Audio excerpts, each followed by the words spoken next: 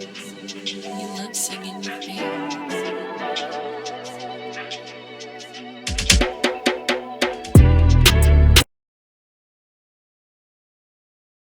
Right. Welcome back to You Not Gonna Like This, and this is episode 36, the slave owner mentality. And everybody, when I said that, is like, okay, why are we talking about slave owner mentality? Well, this episode originated, me and PJ talked about this. I would say a few months ago, early June, late June, early July, because of the whole Deshaun Watson fiasco, and how that all went down. Being that the Texans were not willing to trade him, even though he did nothing wrong at that time, and obviously the Texans let me see what's the proper term, I guess, put on him, or the stipulations they put on him with all the sexual assault claims, and how that went all down for the last couple months, just to eventually basically almost end up trading him about 2 weeks ago, which would be the NFL trade deadline. But no teams really couldn't get an offer the Texans would like. But that's a conversation for another day. But that's the origin of the episode. And really, I feel this episode, just because, in the NFL that the owners try to control the players like they're on a leash, this can also be applied to your local job. Depends on who your boss is and where you do actually work at. So the first thing I got is, what is the slave owner mentality? Well, the slave owner mentality is basically a boss or an authoritative figure treating their employees basically like they're slaves. They can't do anything. They basically control them like they're on a leash. So like, for prime example, if you wanted to take off, or you wanted to do some things to make your job easier, it wouldn't happen. Or you wanted to, let's say you needed a reference to move to another position, he would just send a bad reference. He would try to basically hold you down to make sure you couldn't do anything. A prime example could be, I would say, I know everybody knows what quid pro quo is. That could be a perfect example of what that is. Everybody knows that is, pertaining to sexual harassment and favors like such. Or that could be a prime example of your authoritative figure using their power and trying to control you to make sure you do what is in the best interest of them and not in yourself. But that's what slave owner mentality is to me. What about y'all? I think a slave owner's mentality is kind of like what you said, right? I'm gonna look at this from a holistic perspective. Um, in a sense that like having control over you, but also being able to control you in different ways. And what I mean by that is, let's say you work a job, right? And you have that job, and it's like there are certain policies or procedures in place so that if you do something, like you're basically like they're going to make sure they have some consequences for you, and some of those consequences can be really really steep depending on what you do. But most companies, they have policies and procedures in place so that the slightest thing can get you fired. But at the same time, I feel like we can tie this back into let's tie this back into the NFL, where we have these owners. To me, you have these owners that the NFL is $1 billion business. The players are the people who brings in the money, and TV and all that other stuff. But the players are the one who has this product. Any slightest thing an NFL player does that messes up the bottom line, they're out this league. As we can see with a lot of examples in the past, where even the slightest thing can get that person off the team. Um, Anything like that. So if it's $1 billion business, in which it is, they're going to do everything they do to have control of you and to make sure that you either stay, or they're going to simply let you out the door and bring next man up. It's all about the next man up, and that's how I look at it. Is a lot of the slave owner mentality is basically someone having control over you or putting things in place to where that they can control you without really telling you what to do, but more so things in place to stop you from doing what you're doing. Because you're always going to have that back in your head, like, yo, if I mess up, this can happen, or whatever the case may be. Honestly, I think like the slave owner mentality is like basically what both of y'all said. It's just like mentality that instead of me being an owner who works with you, I'm an owner who pretty much owns you. And we see it in a lot of leagues today. Well, mainly the NFL. I mean, I feel like the NBA is kind of gone away from that, but in the NFL, it is kind of like the owners believe that they are actually the owners of everyone within the organization, not the organization itself. So yeah, the slave owner mentality is just, the big boss thinking he owns everybody. That's basically what it is. And that's that, like Ira said, that's in life too. Um, maybe somebody works for, a corporation or a job who thinks that, they're entitled to everything that the person is because they work for them, you know what I'm saying? So, at the end of the day, we see it in a lot of different avenues, not just sports, but yeah, that's what I think it is. For me, Vontae, PJ, TJ, all everybody said. Yeah, I agree with everything somebody said. For me, looking at it from a class perspective, um, we think what the typical slave master relationship would look like, a power dynamic. I hold control, I hold power over you, and you have no agency of your own.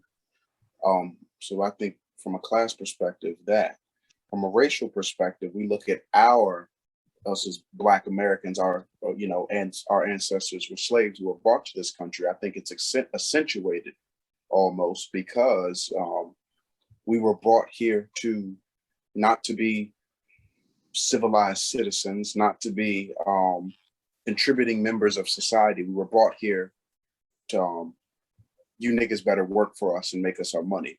So we think about and like PJ just said, and y'all touched on it both also, the NFL and NBA are different. I know the next question will really get into it, but as specifically, the culture is different. The NFL culture is completely different from NBA culture. So from a racial perspective, I think it goes a lot into a premise of critical race theory. We were brought to this country on the premise that we were going to be workers. We were used for what we could do. So you can see, and it's not even just NFL, NBA, just as we can look at college athletics, we could look at high school athletics, and we could see, okay, let's say either one of us go to a private school and we get on an academic scholarship, but nobody knows. I bet every teacher in that motherfucker is going to ask us, what sport you playing? And I think racially, we have been put into a box. And I think the slave master mentality is, because of our race, it is accentuated into sports. And also, I would say it can go back into like the money class. We have your poor, middle, and wealthy class as well. In the sense that we have these certain people who have control over the things we do with our money and how we're able to receive our money, and how just the aspect of like there aren't many opportunities. There are opportunities for us, but we really just don't know about them. So sometimes those opportunities aren't really shown to us. It may be blocked, because we don't fit the criteria for this, or we don't fit the criteria for that.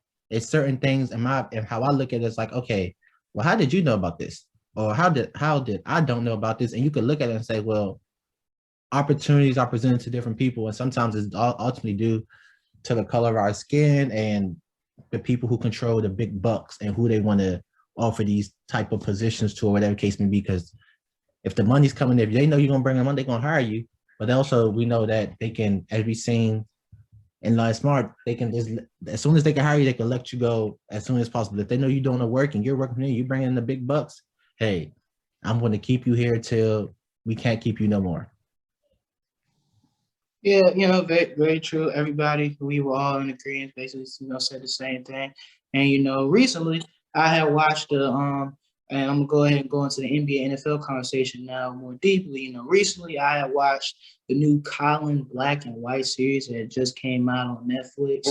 And in the first episode, he compared basically the NFL to a slave auction because he said that, the combine is just everybody competing for that spot just to see who gets the highest bid, as an instance of that draft pick, that number one overall everybody wants to get, or, to be hired, just to basically not have any freedom once you get there. Because, like, let's not forget that in the NFL that your money's not guaranteed. I think that's a huge thing. Like, look at all the other professional sports leagues.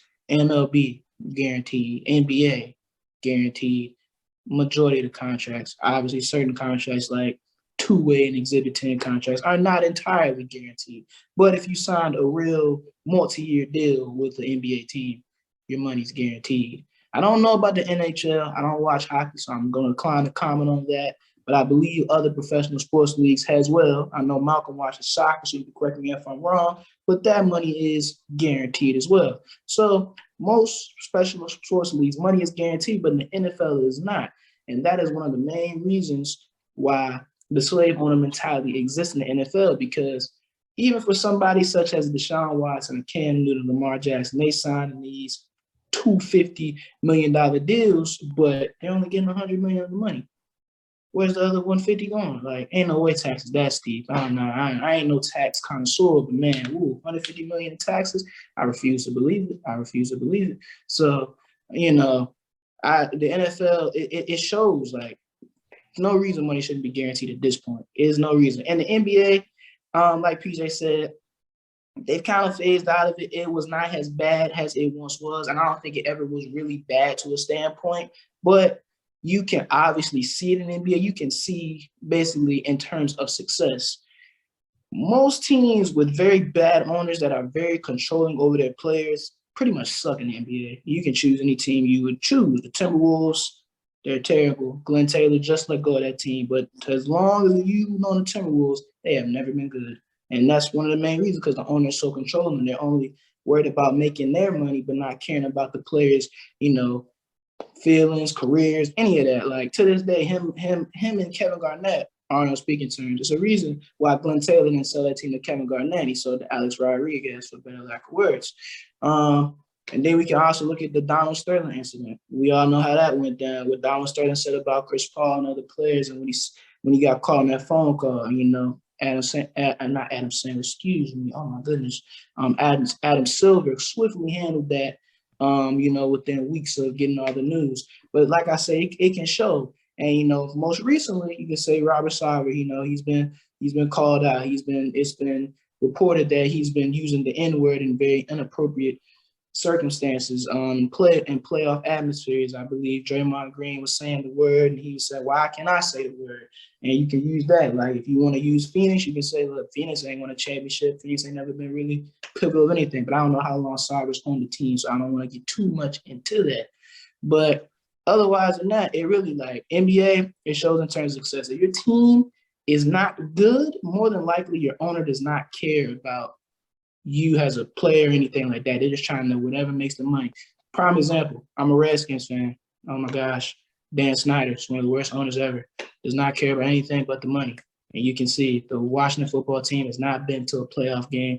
Well, they've made three playoff appearances in my lifetime. Mind you, I'm 22. So the proof is right there, man. If your team does not succeed, your owner is trash, man. Your owner has got that slave owner mentality. He's only concerned. He only sees you as a piece of profit, not as a person that can actually, wants to win, wants to achieve. He doesn't see you as that. He just says, "Y'all just here to help me make my money," and then when y'all gone, y'all gone. Just that simple. I mean, I would say like, especially with the whole Sarver situation, that's kind of like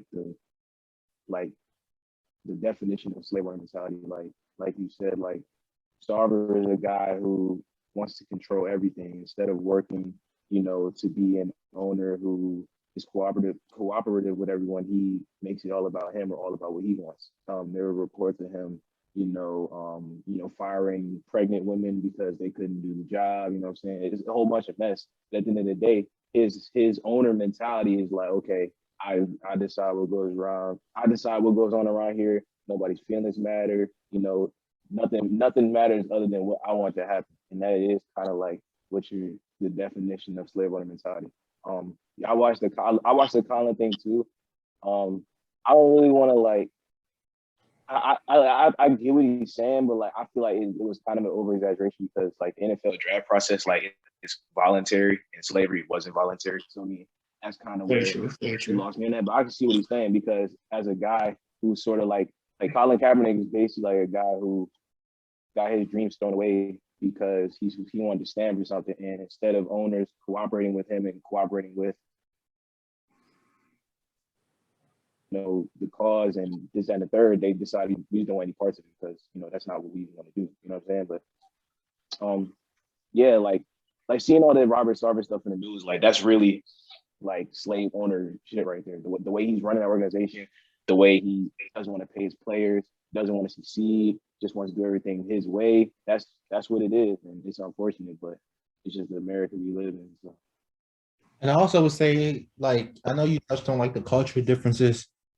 And that's one say I feel like the reason why the NBA has more so shifted from that slave owner mentality, and while it's still such a big thing in the NFL, is I also think that the league is dominated by people of color, right? And in the NFL, it's such a big lead to where they really can't come. It seems like as if they never can come to an agreement on anything when it comes to the player union and all that type of stuff.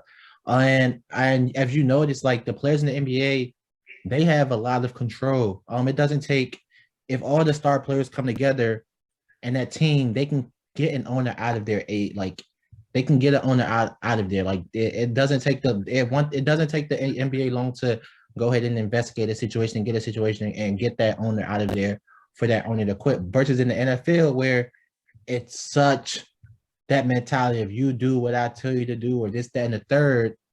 It seems as if they're making progress, but it's not the progressive progress that I think people like us will want to see, because it's that $1 billion business, it's that $1 billion industry that Robert Goodell has had, and if the product on the field is bringing in the money, that's really what all they're going to care about. Not saying every team is like that, but the league as a whole is such a contrast difference in how they run things and things like that. And that's, to me, that's interesting as to why, like, because I feel like with the Colin Kaepernick thing, it's crazy, because I definitely want to know, like, why couldn't, you have those certain players, like a lot of these players come together, because if a lot of those players came together, in my opinion, I definitely think Colin would like have a job. Like they could have like definitely vouched for him a lot more, but you can't say too much if your money's not guaranteed, because if you say something out of line, they're goodbye, get off my team, free agency, what's next? They know that they can just find the next man up and get you out. Versus the NBA, yeah, no, my money is guaranteed. If I want to, I can make a couple calls as a player like LeBron or whoever. These star players could come together, and that's why the NBA PA is such an important piece and such big, because they can come together and do what they got to do to handle business. The NFL PA, it's such a big thing, a lot of different cultures and all that other stuff, and it's kind of hard to just get on the out of there. It's as fast as they want to. I think that's important. Both of y'all touched on it too. We talk about culture, and I know a lot of people talk about the culture like it's just like some buzzword that everybody just says, but literally we think about basketball culture and we think about how closely in tune it is with what we traditionally would associate with African American culture, how closely linked it is, the difference between players in the NBA wearing a Black Lives Matter shirt and the difference between players in the NFL wearing a Black Lives Matter shirt. I mean, shit, we saw what happened to Colin Kaepernick. And I think football culture, while there are elements of traditional African-American culture within football, there's a lot of Southern redneck culture associated with it too. There's good old boys that fly the Confederate flags. It's a clashing of ideas, because while the NFL is mostly Black dominated, it's a lot less than the NBA. So of course, ideologies that are generally more helpful toward African Americans can be more fruitful in the NBA. And also it's a numbers game too. We look at I don't know what the typical roster is for an NBA team. Like 15 in the NFL, 52. It's a numbers game. These are, I'm saying, yeah, and that's, we talk about autonomy, and Vontae and PJ and UTJ talked about it. We look at, of course, more basketball, money's guaranteed, and you have more autonomy. I think players just have more say, and I don't know, that might be adding the commissioners doing, but like you said, you think way back to when the players have always had more agency than they have in the NFL, because I think there's just more people, more players in the NFL than there are in the NBA. No, Well, actually, I've watched a couple of league documentaries, and when the NBA was first, and the word they have to use is inception. That's how they use when they describe the upcoming of the league. David Stern, when he became commissioner, I would say in the early 70s, when that NBA ABA had separated for the first time, David Stern predicated on the fact that we're building a league for the players. Like it's there. Like he literally said it. Like we're building a league where the players can control basically what they need to control. And obviously, you could say David Stern kind of divvied off that path a little bit when AI came to the scene and all that happened. You could say he kind of divvied off a little bit by that. So you can say that kind of happened. But overall, the NBA has always been a players' league. Like, like you said, Black Lives Matter t-shirts, you can do so much more in the NBA. Like you can be whoever you literally want to be. It's with no repercussion, with very little repercussion, very very little repercussion. Depends on what you are. Let me carefully say that. Obviously, if you are discriminatory to a group of people, you cannot do that. But I just say the Hong Kong. I figured that went without saying. But just to clarify. But even but you think about money and interest, and I think about the Hong Kong stuff too, because that's a big thing. Because you think about China, the NBA's relationship with China. China consumes a lot of American basketball. The money, just money, and then everybody was like, "Zoop," because I forgot which players were like, "Yo, what they're doing in Hong Kong is wrong," and they were like, "Yo, quit, or I stand with Hong Kong." Well, yeah, because in that case, China is responsible for basically I don't know, a third, if not almost half of the NBA's salary cap. Like China is a huge profitable thing for the NBA.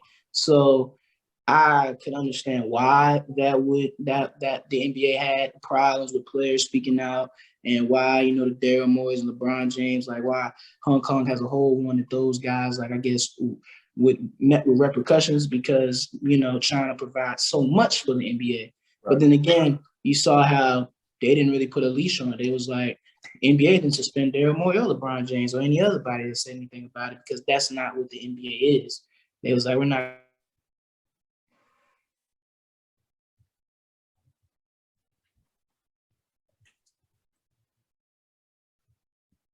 It's a lot of not fun. gonna do that. They can't do that. Like, NFL, you got Jerry Jones, we all kneel together. Like, well, why? What we got going on with that? That's not what it is. But even then, still, some NFL players still kneel. So, but it's only the big names. Like, for instance, I don't know if anybody knows who Gerald McCoy is, but he's one of the better defensive tackles in the league. He's a 10-year veteran in the league. He already made his money, so you can release him if you want to, but hey, he's already got millions and millions of dollars. But like, I remember watching I'm Athlete podcast, and they're talking about it, why the NFL is so restrictive. They like Chad Johnson had really got upset with it, because he was like, man, I stepped out one time, and he said he had one of the worst seasons of his career, and it's literally there. He stood up to the owner one time. I think Chad Johnson went from like a 1,200-yard receiving season to not even barely eclipsing 500 the following year. So like, it's prime evidence that in the NFL, it's rough to take a stand against the owners. It's rough. I believe the Jets owner has said some terrible comments a couple years back. Like, it's so many examples of how the NFL is very, very, very controlling of their players. They literally treat them as assets, not as people. Yeah. I'm gonna say this, and I'm not gonna belabor the point, but we think about gladiator fights and like what the Romans used to do, and we think about how that culture resembles a lot of American football culture. That it's man's, we going out to war, a lot of that typical thoughts that are associated with going to war. We don't question. It's like going to war, like literally. Why would we question the top of the food chain? We going out and we fighting for this. And I mean, it's not as, of course, life and death as a gladiator fight, but I could still see the same undertones of masculinity within it, to a point where we're true soldiers. Why would we question our head general? Why would we question? We just go out and do. Kind of just shut up and play ball. That's what it seems like to me. And I also think too, That's 100% true. It's actually been said, ain't it? and I also shit, think really? too, the reason why the NFL, I feel like if the NFL players were to come together, like these star players would come together, it can definitely be some noise made. But when you're not connected, let me not say all these star players, when you are not as close, because all the star players in the NBA are connected and close. And whether they have all they may have different opinions on certain subjects, you can still see that sense of connectedness in the league. But when the NFL is kind of hard for all these star players to come together and do certain things. Yes, you have your top tier African American. I know at one point they made a commercial and stuff like that, but who knows? Like, was that this stuff? It's always like, well, are these like can are these, I definitely think the NBA is such a proactive league to where they're always ahead of the curve. They're always 10 steps ahead of the NFL versus the NBA versus the NFL. It's oh, we see something, then we respond. But the messages that the NBA has always been putting out, it's always been they've always been ahead of the curve versus like, okay, we don't have to wait for commissioner, hey, you also just like, no, as the players, we're going to make sure that this happens, this happened, this happened. And versus if it was like, oh, somebody died, we're going to, just put out a commercial. But it's just kind of crazy of how that is. And also like why. And I definitely want to know like what changes definitely can be made so that they can slowly but surely be a more progressive league. Because I think they're just a reactive league. Like it's always we don't hear stuff. We hear stuff about the on the field product, but never stuff that's getting done behind the scenes. And that's always versus the NBA. I feel like we're gonna get a mixture of both. You're gonna hear everything that's going on in the league, from on the court to off the court to what they're doing. And there's just a lot of factors that play into like that. That's something that's been set and that's precedent and that's always going to continue to happen until it's just there because like David Stern set that precedent. Like this is the players' league. Like we really haven't had that owner like that slave owner like mentality we've seen in like the NBA. We just haven't seen that really. You can kind of pinpoint it in like small like aspects of situations, but never really like it's there's and you have your situations where it's going to be a give and take. Like we not going to like Ben Simmons, you can say for example, hey, we not going to trade you until you do this type of thing. Like you have your small instances where you can really pinpoint and really be specific about certain instances, but as a whole, it's I still have control over what I want to do, and I'm still getting the bag regardless. And there's also policies in the NBA where, hey, we say Ben Simmons getting fouled for every game he missed or don't play. Hey, but at the end of the day, it's still a players' league, and then like he's eventually going to get what he wants, just a matter of when. Before it goes. I think the main difference. Go ahead. You got to go ahead. Oh, so before you go, I think the Ben Simmons situation is just slightly different. I think Ben Simmons is like he's more of being an ass because he's just not trying to cooperate with the Sixers versus other incidents of the James Hardens and the John Walls. They actually tried to cooperate with their teams and their teams did not listen. Therefore, that's why the James Harden fiasco was such a fallout because James Harden actually tried to cooperate with the Rockets and they still didn't honor his wishes. Versus Ben Simmons. Ben Simmons didn't even try. Like he's not even trying to cooperate. Like he didn't want to come. He didn't want to come to training camp. He didn't want to come to the. He didn't want to do anything with them. But the latest, he's not even trying. The latest thing that just came out was basically that he's met with the quote unquote mental health people, but it's like this is according to Rich Paul. But we all know how that goes. When certain things that come out, Rich Paul is going to make sure like I'm gonna get what my client's going to get what he wants and when and exactly.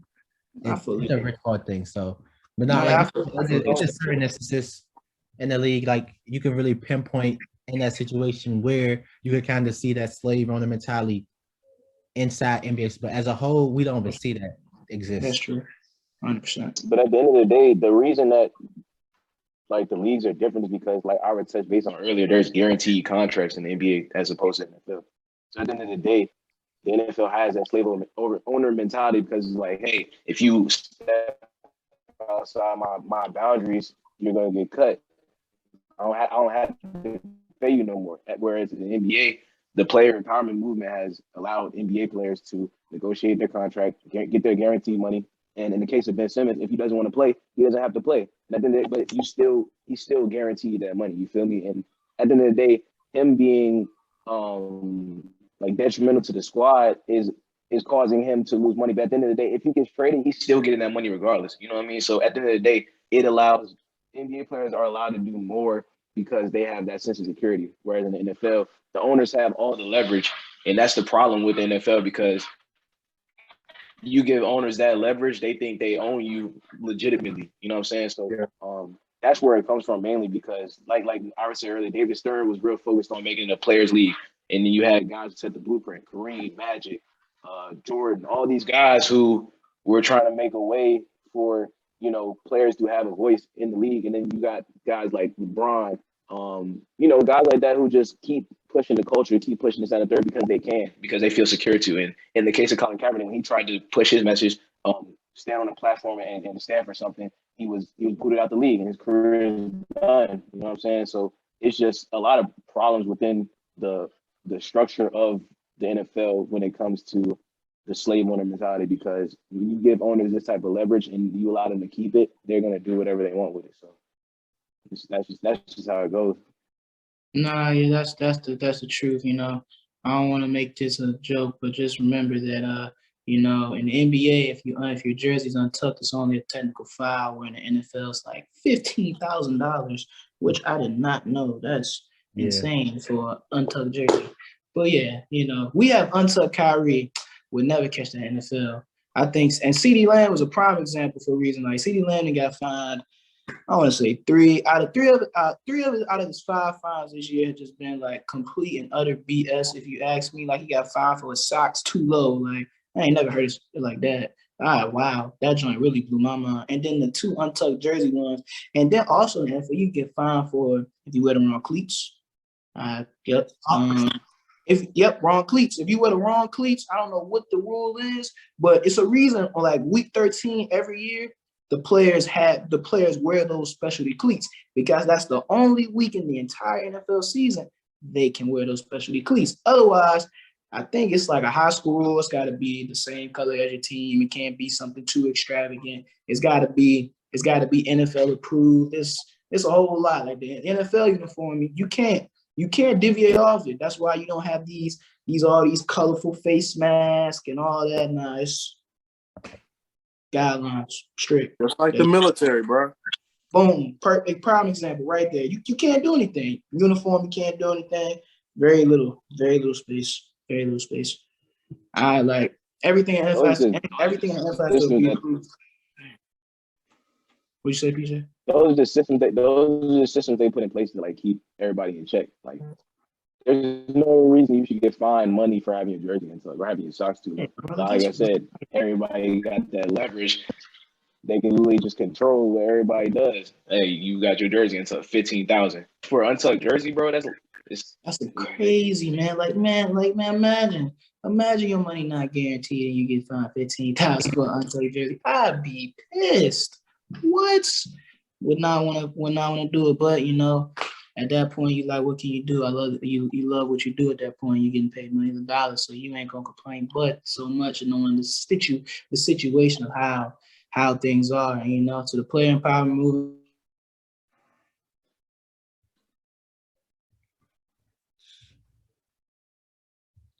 Like it's been reports that had came out ahead of that, but obviously those guys have remained nameless because the NBA just don't. The NBA they can't roll like that. They know that their ownership is on the line if their names get out there.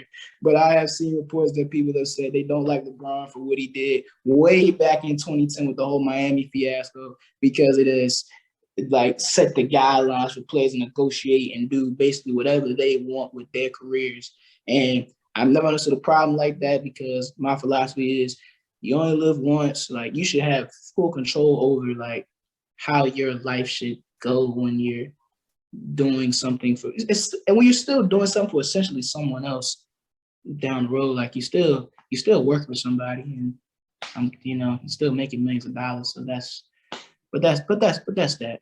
But my final thing is how can you prevent the slave owner mentality? Well, number one is the man, you gotta man respect where you gotta go from. You try your best. No, like now that doesn't mean go out there and go push 2 weeks notice in right now. No, do not do that. Please do not do that. Don't do that. Try to demand and respect at your position the best way you can without getting fired. Try your absolute best. Sometimes you got to take a step up that corporate ladder to get what you want. Sometimes you got to do that. If your direct supervisor not listening, talk to that manager. Your manager might be more open than your supervisor is. Just try to walk up that chain ladder of command so you can figure out what the problem is. I had to do that at Lowe's because Lowe's they was tripping on me. They was doing a lot of things I didn't like. So my direct supervisor wasn't going, so I had to climb the chain. And once I got to the store manager, we got all that solved out. So you got to do what you got to do sometimes. Demand your respect. You are a person at the end of the day, and I fully believe you should at least, if you're there for 8 hours a day out of it and 40 hours a week out of whatever, how many hours are in a week, you should at least be allowed to enjoy you should at least be allowed to enjoy your position, man. I know a lot of people don't want to work. They don't want to work at these grocery stores, stuff like that, but the least you can do is enjoy it the best you can until you can find something better for yourself. I feel like respect is really the best thing. Oh, read your policies. That's number two. Understand all your policies, man. Understand all of them. I know you just wanna sign off and get that money quick as you can. But I'm trying to tell you, when things get tough, you need to understand your policies. Like I did my reading, when I was looking at Lowe's, I don't work there no more, but Lowe's, when it was happening, apparently Lowe's, you don't get 15-minute breaks. It's to the needs of the business. You only get 1 hour lunch breaks. So, read your policies, understand what goes on there. So when problems do arise, you can call them out, because I don't want to change it too much, but just know that, being that, how how government and laws and all that, and how prosecution and the court system works like that, not understanding a simple law as such can basically validate if you win a case or not, just something that small. So make sure you understand all your policies where you work. I can't preach that enough. I think that's the main two. I don't think I got anything else. I got anything else that y'all can do to help prevent that slave owner mentality at your local conversations? Having conversations, in the sense that sometimes people have that mentality because of lack of education. Some people really don't know that they just think, oh yeah, I'm just being a boss, right? Like, oh, I come here to be a boss. Like, but it all starts at the top, right? Sometimes doesn't start with that person. It starts at a corporate level. But if the corporate level is not educated and they feel like, oh yeah, this store manager isn't doing the job, well, I'm gonna fire you. And because I feel like in a lot of situations, right, you have these managers who are really open, and I would say who don't want to feel like they're controlling you, but it's like, well, you got the regional manager on my back, you got district manager on my back, you got all these people over top of them, to where it's like, damn, I can't even just be myself and be the chill manager that I want to be, and not have this strict environment, because I have all these people above me that's basically controlling your pay. If you don't act a certain way as a boss or a manager, they're going to kick you out that door. Next, you'll find a new store manager. Next, they're just going to rotate you out. And that's kind of, I feel like it starts with just the education. Because I know in my jobs, like my previous jobs, it's always been a conversation that's been needed, or they'll even open up the floor like before work, and they'll talk about certain stuff like that. But it's all about education. I feel like if people become educated and really listen to their employees and listen to what they're feeling, and being able to call out your manager, because I've had conversations with people in the store, like, yo, my manager is kind of geeking, like, and it's like, yo, bro, in my opinion, yo, just talk to him and get his perspective and get his point of view. Because sometimes I feel like we are not as willing to talk to our manager because we think that they're, oh shit, they just might fire me. It's like, at the end of the day, sometimes they just need to be educated or need to hear your side of things, so they can, maybe just take it a step down, or just listen to you at the end of the day. So because if you're let's say you're a person not of color, right, and you're not a minority, and you're a boss of the store or the company, and you hear all your employees say the same thing, that's going to initiate some culture change, which then,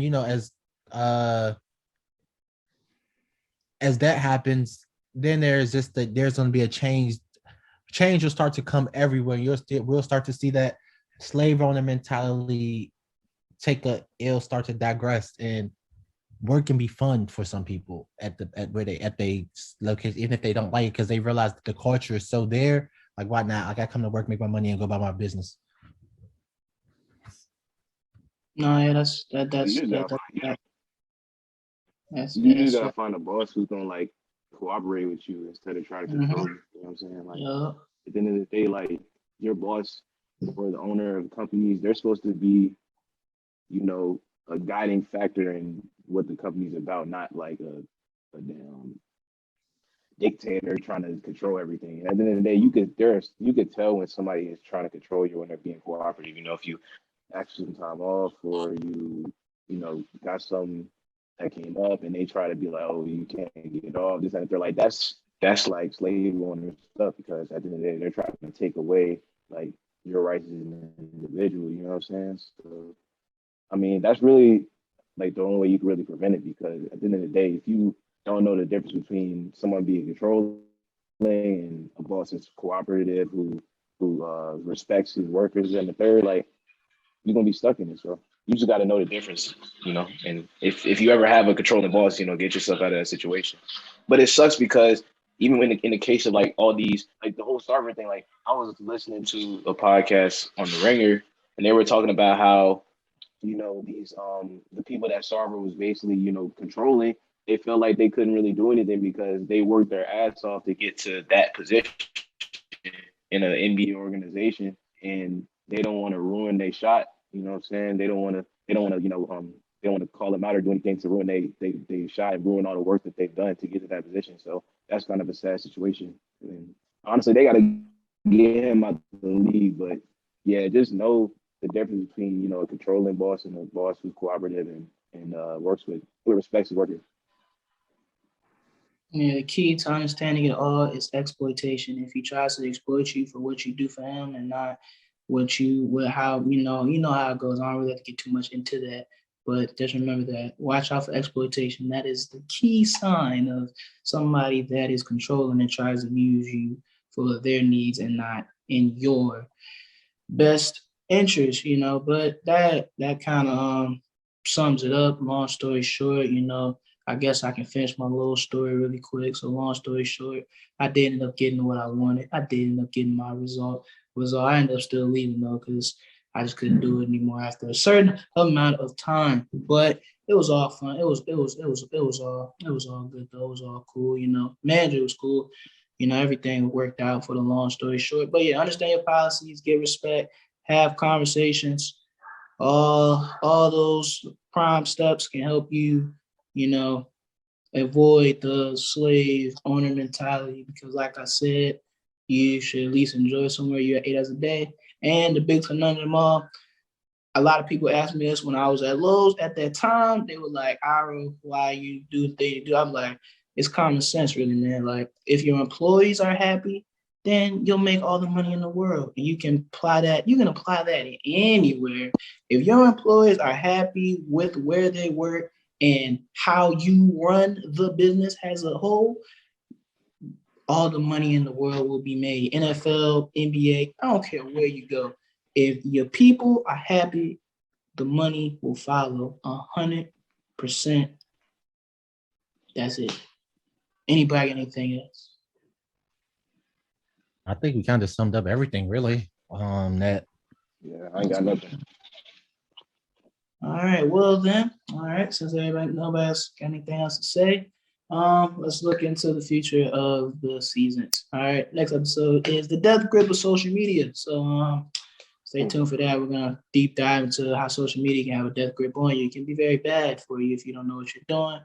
For the episode we got coming up, critical race racism, still got that coming along. The restrictions of child education, very important. Stay tuned for that. And a few other surprises and things coming on for the season. So as always, stay tuned. If you do not follow us on Instagram, I highly encourage that. You're not gonna like this underscore. That is our most active social media page. So anything announcement related, lives, episodes, new different types of shows, all of it. You'll find everything you need to do on the Instagram. Twitter, I'm working on it, but Twitter, a different beast. Takes practice. But otherwise than that, catch us on Instagram. Instagram is our best platform. That's where you'll find all our news and basically our latest things. But otherwise than that, that is all I got for you, all you guys today. I appreciate y'all for joining us. As always, it's your host. What did he say? Now you good. Oh my, okay, all right. Well, all right. So as always, this is your host, Ira signing off, and see y'all soon. See you soon.